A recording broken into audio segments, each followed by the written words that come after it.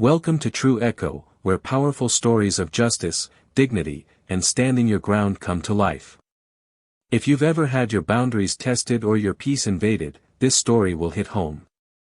Reggie Tolbert didn't spend his life dreaming of revenge, but he did believe in peace. A quiet kind of peace, the kind you earn after decades of double shifts, tired bones, and saving every dollar like it was a seed. Spartanburg, South Carolina had taught him patience, but it was Fayetteville, Arkansas that gave him space. A modest two-story brick home, no HOA, a solid backyard, and just enough distance between neighbors to breathe freely. But for Reggie, the crown jewel wasn't the house, it was the custom-built cedar hot tub he installed himself, right off the deck. It wasn't flashy, wasn't meant to be a statement. But after 20 years working the line at the auto plant, Reggie had one dream, his own slice of serenity. A place to soak the pain out of his back and let the steam wash off the stress. And for a while, it worked. Until Cynthia Holbrook moved in. She arrived like a gust of gossip, platinum bob, oversized sunglasses, and a voice built for open house tours. Retired real estate, recently divorced, she took the house next door. Same layout as Reggie's, but she acted like she owned the whole block. Reggie nodded politely that first week, even when she waved her mug and declared, "I'm a sharer." He didn't like that. Folks who say things like, "we're all family," too early are usually the first ones to disrespect the locks. And sure enough, it started small. A wine cork in the hot tub. Damp footprints he couldn't explain. Then one night, he came home late and heard the jets humming from the deck. Laughter. Pop music. He crept around and there they were, Cynthia and two women in his tub like they were checking into a spa. When he asked what they were doing, Cynthia smiled like he was the one intruding. "You're hardly ever home during the day," she shrugged. "It's just a hot tub." When he told them to leave, she rolled her eyes and said, "Don't be territorial." He drained it that night. Every gallon. He thought maybe, that would end it. But folks like Cynthia didn't hear the first no. And the real insult? She came back. Reggie wasn't a man quick to anger. He believed in giving people the benefit of the doubt, maybe even twice. But when Cynthia started creeping back, footprints, wet spots, a white claw akin by the filter, he knew it wasn't over. It wasn't even close. He installed a lock on the side gate. Reinforced the fence with a steel bracket. Took the chairs off the patio and into the garage. Still, she found a way. It was like she thought persistence would make her right. One Saturday, Reggie came back from running errands, groceries still in the trunk. From the street, he could hear soft rock floating through the air, his speaker. He unlocked the gate and found her again. Alone this time, swirling her hand in the water like it was her own tub. "You're back early," she said, startled but not apologetic. "Just making sure the jets were working. Thought I'd do a little checkup." Reggie stood at the edge of the deck, arms crossed. "You're not invited. Don't come in here again." Cynthia blinked, confused. "Excuse me? I'm just trying to help. I cleaned the filter last week. That filter cost me $84 and a Saturday afternoon. You don't clean what's not yours." She sniffed, eyes narrowing. "Well, I never expected this kind of tone. I've lived in better neighborhoods with better manners." "Then you should have stayed in one." She stormed off, wrapped in his towel, sandals slapping the wood deck like punctuation. Reggie called the local precinct that evening. Explained the situation. The officer on duty told him to put up a "no trespassing" sign and record everything.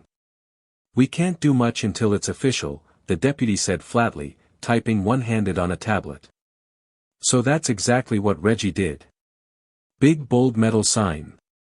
Screwed into the fence. And then the pettiness started. Cynthia responded with a full passive-aggressive press. She mowed her lawn with right-wing talk radio blasting. Accidentally, tossed tennis balls over the fence.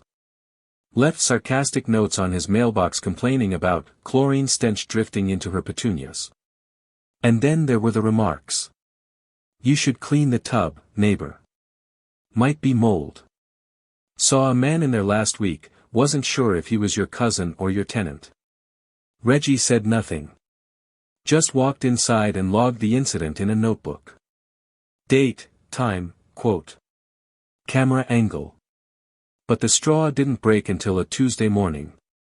Reggie was headed to work, coffee in hand, when a man he didn't recognize walked down the side of his house, wet hair, cocky grin, towel over his shoulder.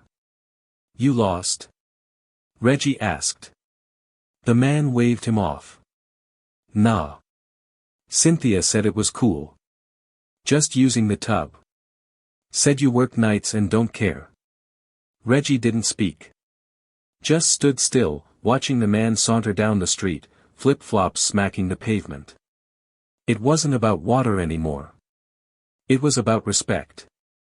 And no one, no neighbor, no ex-realtor, no wannabe spa queen, was going to take that from him.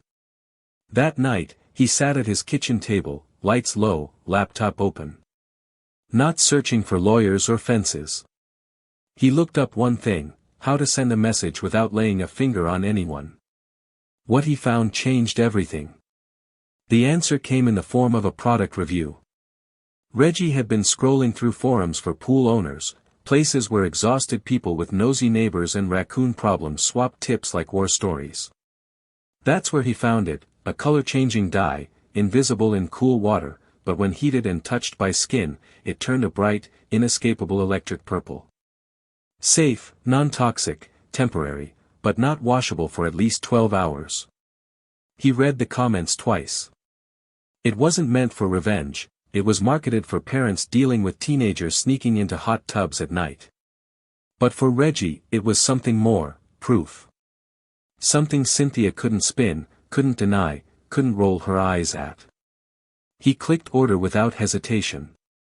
3 days later, the small unmarked box arrived. 2 clear bottles, a set of instructions, and a warning: do not swim within 24 hours of use. Reggie drained the tub again, refilled it with fresh water, mixed in the liquid carefully, and waited. 12 hours. The water looked the same. But if the science was right, it wouldn't stay that way for long. 2 days passed. No activity. Reggie began to wonder if Cynthia had finally gotten the message, or at least grown tired of dye-free trespassing. He kept checking the security feed, each notification sending a jolt through his spine. Then Sunday arrived. It was just past 3 p.m. when Reggie's phone buzzed. Motion in the backyard. He tapped the app and there they were, Cynthia and her 2 usual accomplices, towels in hand, wine glasses already half empty, sliding into the tub like it had their name on the deed. Reggie didn't say a word. He watched as the jets kicked on. At first, it was like every other time. Laughter. Floating plastic cup holders. Cynthia tossing her head back like she was queen of the spa. Then it started. One of the women shrieked. What the hell is this? The other stood up, arms out, staring at her skin. Oh my God, my legs. Look at my legs. Cynthia looked down, her smirk cracking.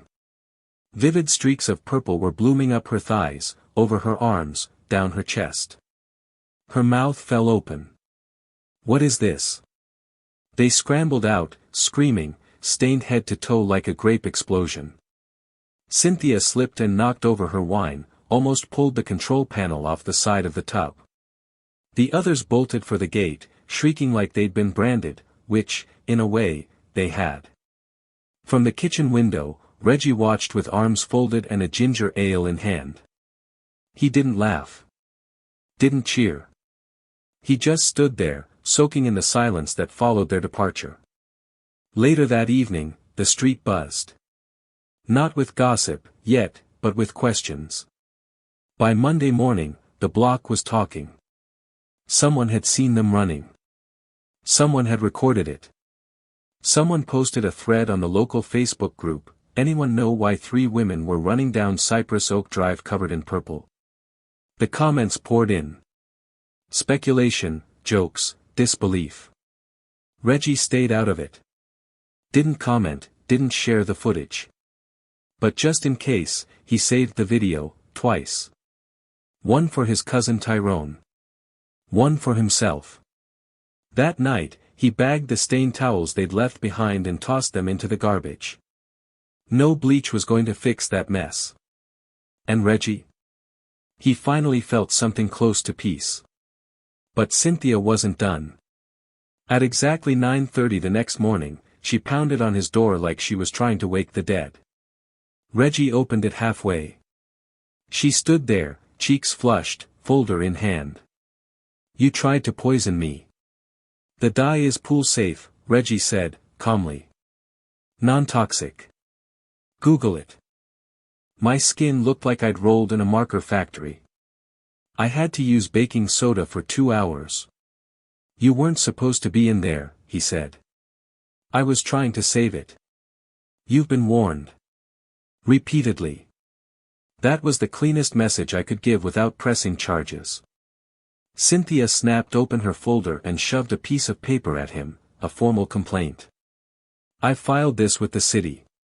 Public endangerment. Unsafe chemicals." He didn't even glance at it. Instead, he stepped onto the porch, holding up a small USB drive. Security footage. Time-stamped.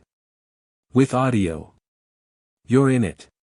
Cynthia's mouth twitched. "You recorded me? In my yard?" Reggie raised an eyebrow. "Absolutely." She turned and stormed off without another word. But Reggie knew better. That wasn't the last act. People like Cynthia never left without trying a side door. And sure enough, within 48 hours, the HOA came knocking. Curtis Briggs looked exactly how Reggie expected a lifelong HOA man to look: khakis too stiff, clipboard too big, hair combed like he had a job interview every morning. He cleared his throat before he even spoke. "Mr. Tolbert," he began, adjusting his glasses, "I'm just here to follow up on a concern filed by one of your neighbors." Reggie didn't flinch. "This about the dye?" Curtis paused. "So, you're aware of the incident?" "Yeah. And I have the footage. You want to see it?" That gave Curtis a moment's hesitation. "Well, if it helps clarify things." Reggie led him inside, pulled up the security cam app on his laptop, and let the video play. Cynthia entering through the gate. Cynthia activating the jets. Cynthia and her friends laughing and sipping drinks before the water turned on them like a trickster spirit from a Greek myth. Curtis leaned forward, then sat back slowly, sighing. She didn't exactly mention that part. Reggie didn't smile. Did she mention the no trespassing sign? The locked gate? The 5 times I told her to stay out? Curtis didn't answer right away. He just stood there, face tight, watching Cynthia scramble out of the water, purple and screaming. "Well," Curtis finally muttered, "I'll submit my report to the board. Honestly, I don't think anything will come of it." When he left, Reggie finally exhaled. The petty war had gone from annoying to ridiculous, but now it was just exhausting. But he wasn't done. He wasn't looking to keep fighting. He just wanted peace. Real peace. But to get that, he had to make it impossible for Cynthia to come back through any door. That night, Tyrone came over, 6-pack in one hand, bag of sour gummy worms in the other. "You still got that video?" he asked, dropping into a patio chair. Reggie nodded and handed him the second USB drive. Tyrone watched, howling with laughter when the purple hit. "Man! She looked like she lost a fight with a vat of blueberry syrup." Reggie didn't laugh. He didn't even smile. "I'm not worried about court," he said. "I'm worried she's gonna pull something shady, damage my stuff, or say I hurt her somehow. So, what's the plan?" "I want to make it impossible for her to sneak back." Tyrone grinned. Now you're speaking my language. Petty. But legal. Let's do this. They worked into the night. Reggie pulled out a notebook with every incident logged, every comment, every trespass, every guest Cynthia smuggled in. Tyrone added ideas: motion-triggered sprinklers, a digital gate lock with rotating codes, trail cameras hidden in decorative rocks. They ordered a sign online: "Smile. You're already on camera." Mounted it right on the fence. Then another: "Private property. Entry will be recorded and prosecuted." Next, they added 3 more cameras. One disguised as a solar light. One hidden inside a fake birdhouse. And one, Reggie's favorite, tucked into a rock by the gate, barely visible, but sharp as an eagle's eye. Still, Reggie wasn't satisfied. That weekend, he drove an hour out to a specialty pool supply store in Springdale. The kind of shop run by people who knew the science behind every ripple. He found another heat-reactive dye, this one even more vivid, designed to mark swimmers in large public pools for safety tests. The clerk squinted at the bottle. "You trying to mark raccoons or neighborhood kids?" "Something like that." Back home, Reggie followed the instructions exactly. Drained the tub. Refilled it. Poured the dye, stirred it, waited the full 24 hours. Then he did nothing. He waited. 3 days. 4. A full week. Nothing. No motion alerts. No purple stains. For a moment, he even let himself hope maybe it was finally over. Maybe the embarrassment of the last stunt had scared her off for good. But on a quiet Thursday evening around 6 p.m., his phone buzzed. Backyard motion. He opened the app, stared at the screen. A single hand, just the fingers, reached over the fence and dipped into the water. Testing. Reggie didn't move. He just watched. He didn't even react when the camera snapped a still image and saved it to the cloud. Let her test. Let her doubt. But he knew, without a single word being spoken, that the storm wasn't over. It was just waiting for the right day to blow through again. And this time, it would leave more than footprints behind. That right day came on a Sunday. Reggie had just finished cleaning his gutters when his phone buzzed, 2 short vibrations. Backyard motion detected. He was mid-sip of water when he checked the feed. And there she was. Cynthia Holbrook, dressed in a lemon-yellow swimsuit and a wide-brimmed straw hat, marched straight into his backyard like she'd been cast in her own reality show. In one hand, she held a towel. In the other, a wine glass, already half full. 2 other women followed behind, one carrying a Bluetooth speaker, the other a phone raised like she was documenting a vacation.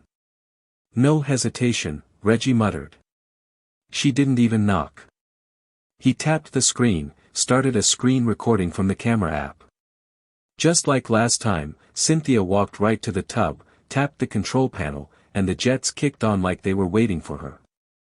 She said he doesn't mind, one of the guests laughed. "Girl, I want to move into your neighborhood." "He works too much to care," Cynthia replied. "I'm basically doing him a favor." They slid into the water. Giggled. Sipped wine. For a few seconds, everything seemed normal. Then it happened. One of the women jolted upright with a shriek. What the hell is this?" Reggie leaned closer to the screen. The woman's legs had turned violet. Deep streaks of purple shot up her thighs like ink bleeding through paper. Another woman screamed, "It's on my arms. It's on my face." Cynthia looked down, and froze. Her entire torso was blotched in bright lavender, patches climbing like vines. "What is this? What's happening to my skin?" She slipped while trying to stand, nearly knocking over the control panel. Her wine glass shattered on the deck. The woman with the speaker leapt out yelling, "Cynthia, you said it was safe." I don't know."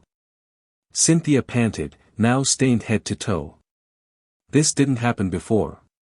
Reggie hit save on the recording and stepped onto the back porch. He'd installed a motion-activated spotlight right above the garage the night before, aimed directly at the path leading to the gate. As Cynthia staggered toward it, it flared to life, blinding, white-hot. She looked like a villain caught mid-heist, stunned by the light. Reggie folded his arms. Calm. Firm. This is trespassing, he said. Third time this month. You don't live here. Cynthia turned toward him, fury and purple streaks clashing on her face. You're insane. This is harassment. No, Reggie replied. This is consequences. The women scrambled out, screaming, clutching their towels as they bolted through the gate like they'd been chased by hornets. Reggie didn't follow. Didn't yell. He just watched. Inside, he saved the footage to the cloud, to 2 phones, and to a USB. He didn't even need to tell Tyrone. 30 minutes later, his cousin was at his door, soda in hand, face red from laughing. Man! Tyrone wheezed. She looked like Barney after a steam bath. Reggie didn't laugh much. I didn't do it to humiliate her. But it's the only thing that worked, Tyrone said. You told her. Again. And again. And again. That night, Reggie emailed a private link of the full video to Curtis Briggs and the HOA board. No commentary. Just timestamps. Footage. Facts. The next morning, his phone rang. It was Curtis. I'm not supposed to take sides, he said slowly, but, Mr. Tolbert. Lord have mercy. That video was eye-opening. I'm not trying to shame anyone, Reggie replied. I just want to enjoy my home without people thinking I'm a doormat. Well, Curtis chuckled softly, I think that message came through loud and clear. But Cynthia wasn't about to surrender quietly. By Wednesday, Reggie noticed the shift. When he walked to his mailbox, people nodded. Mrs. Delgado waved longer than usual. Even the teenage boy down the street gave him a salute and shouted, Yo! You're the hot tub legend. The video had leaked. Someone on the HOA board, maybe Curtis, maybe someone else, had passed it along. No music, no edits, just raw footage of a purple-streaked Cynthia screaming her way out of another man's backyard. He hadn't posted it publicly. Didn't need to. The neighborhood had eyes. And the neighborhood remembered. By Friday, the hot tub video had done more than go neighborhood viral, it had become legend. Without ever saying a word online, Reggie had managed to do what no HOA complaint, police report, or posted sign could accomplish. He made the truth visible. And the neighborhood had taken sides. Everywhere Reggie went, there were nods of quiet respect. Some of his neighbors, who had barely spoken more than a few polite greetings over the years, started chatting with him by name. Mr. Tolbert, that was, well, let's just say I've never seen anything like it. One woman even brought over a peach cobbler and said, I wish I had handled my old neighbor like you did. But Reggie didn't get comfortable. That kind of attention was never his goal. And he knew Cynthia. She wasn't going to let this go. He was right. That Sunday, he found a folded sheet of paper tucked under his doormat. No envelope. Just plain Times New Roman font and bitter arrogance. This is not over. You've created a hostile environment. I will be contacting an attorney. No name.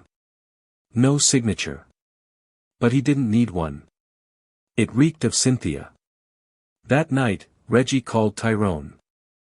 I don't think she's done. You want backup? Tyrone asked. You want me to bring the grill and camp out? Reggie chuckled, but then got quiet. I need to cover myself. All the way. She might actually sue. He didn't wait. Monday morning, he took a day off work and drove to see Marla Jennings, a no-nonsense attorney a coworker had recommended years ago. Marla was in her late 40s, sharp-tongued, and had the kind of energy that made judges sit up straighter. Reggie laid it all out: videos, timestamps, complaint letters, even the bottle of dye with the safety data. Marla watched, flipping through a thick folder like it was her second cup of coffee. "You've got receipts, signs, footage, and witnesses," she said. "If she files something, it's empty. But I'll draft a response letter that'll shut it down before it starts." Her letter was clean, 2 pages long, direct. It laid out the repeated trespassing, the ignored warnings, and the fact that Reggie had used safe, pool-grade dye on his own property. But what made Reggie smile was the last line. "If your client wishes to escalate this, Mr. Tolbert is prepared to countersue for harassment, reputational damage, and repeated unauthorized entry into his private residence." They mailed it that same afternoon. By Wednesday, Reggie had his answer, not from Cynthia, but from Curtis Briggs. The HOA clipboard man returned, this time with a small manila folder and a sheepish grin. "She filed a formal grievance," he said, stepping inside. "Says you've disrupted neighborhood unity. Wants the board to discipline your hostility." Reggie raised an eyebrow. "That's a thing." "It's not a real thing," Curtis admitted. "It's what people write when they don't want to admit they lost." They sat at the kitchen table again, just like before. Reggie poured 2 glasses of iced tea as Curtis slid over the folder. "We held an emergency meeting," Curtis said. "Reviewed the videos, the lawyer letter, your signs, timestamps, everything. And we voted to dismiss her grievance. Unanimously." Reggie let out a small breath. "That it?" "Almost." Curtis stood slowly, placing the folder back under his arm. "Word is, she's putting her house on the market. Says she wants to relocate. Claims the neighborhood has become hostile to women." Reggie didn't smile. Didn't laugh. He just looked out the window at his peaceful, purple dye-free hot tub and gave a slow, calm nod. But even as Cynthia began fading from public view, no more morning walks, no more music from her patio, no more fence snooping, Reggie stayed sharp. He didn't let his guard down. The cameras stayed on. The keypad gate beeped closed every evening. And the dye? Still tucked away in a high cabinet, just in case. Weeks passed. Then one Saturday morning, Reggie noticed a young couple walking up to Cynthia's front porch with a realtor. A baby carrier dangled from the woman's arm, and the man held a clipboard. New buyers. He trimmed his hedges casually, and sure enough, they walked over. "You live next door?" the woman asked. "We're thinking about making an offer." "For years now," Reggie nodded. "Nice area?" the man asked. "Quiet neighbors?" Reggie gave a small, meaningful smile. "Now. Yeah. Real quiet." They laughed, unaware of the epic saga wrapped in that one word, now. Later that night, Tyrone stopped by.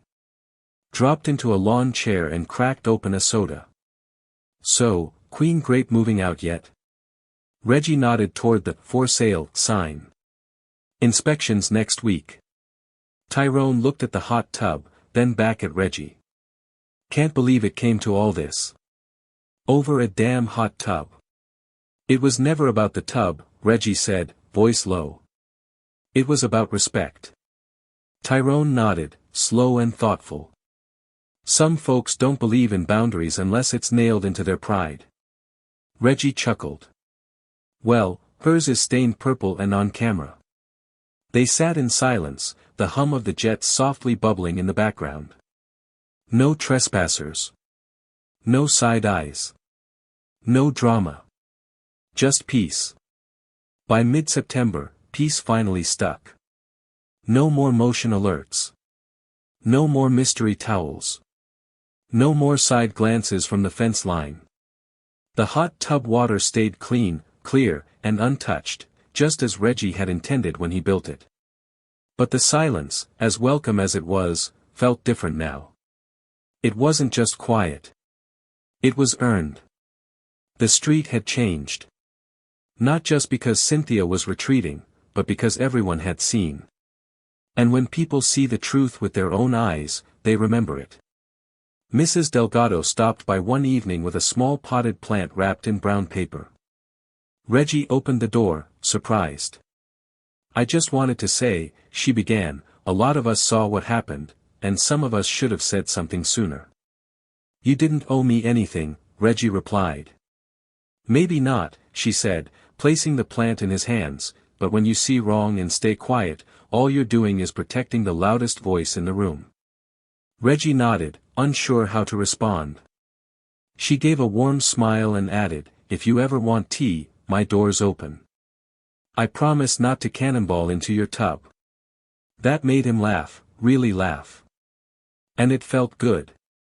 The neighborhood didn't forget. They respected the man who had drawn his line calmly, firmly, and without losing his dignity. A kid on a bike slowed down just to say, "Thank you," after Reggie handed him a soccer ball that rolled into his yard. One of the lawn guys nodded to him like a soldier passing a general. And Cynthia? She stayed quiet. Her curtains remained drawn. Her porch light burned out and never got replaced. The ceramic frog that once sat by her welcome mat disappeared. She stopped pacing the sidewalk with her yapping little dog. Word spread that she was moving closer to her daughter in Tulsa, though no one really knew, or cared. Reggie didn't speak on it.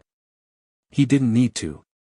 Because the lesson had already been written in the language people understood: clear video, undeniable evidence, and a purple dye that exposed more than skin. When the moving truck backed into her driveway, Reggie didn't gloat. He didn't even wave goodbye. He just stood at his kitchen window, arms crossed, watching as the boxes were loaded one by one. She never looked his way. She didn't have to.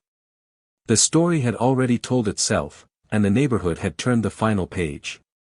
That night, Reggie called his mother. She'd heard whispers of the drama through the family grapevine. "You handled it better than most would've," she told him. "I kept it legal," Reggie said, quietly. "That's not what I mean," she replied. "You didn't let her take your dignity with your peace. That's the difference." Reggie thought about that. He could have yelled. Could have made a scene. Could have posted the video himself. But he didn't. Because the moment you let someone else's ignorance turn you into a mirror of their behavior, they win twice. When the call ended, Reggie stepped out onto his deck one last time that evening. The cicadas buzzed gently in the distance, and a cool breeze rolled through like a sigh of relief. The tub gurgled softly beside him, not for use tonight, just circulating, keeping warm. He looked up at the stars. This wasn't just about property. Or fences. Or dye. It was about something far deeper, being heard without having to scream. Because in the end, Cynthia wasn't just trespassing on his land, she was trespassing on his right to peace, to ownership, to draw a line and have it respected. The color faded from her skin in hours, but the lesson? That would last. And if anyone ever forgot it? Well, the cameras were still rolling. Some neighbors will smile to your face and still step over your fence. Some people think politeness is weakness. But as Reggie Tolbert showed us, peace isn't something you beg for, it's something you protect. He didn't shout. He didn't swing. He documented, prepared, and held his ground. And when the line was crossed one too many times, he made his point in a way no one could deny. Peace isn't the absence of noise. It's when the noise learns it's not welcome anymore. If this story resonated with you, if you've ever had to defend your space, your dignity, or your sanity, subscribe to True Echo for more powerful, real-life inspired stories. Comment below, share your own neighborhood tales, and let others know, sometimes the strongest voice is the calmest one.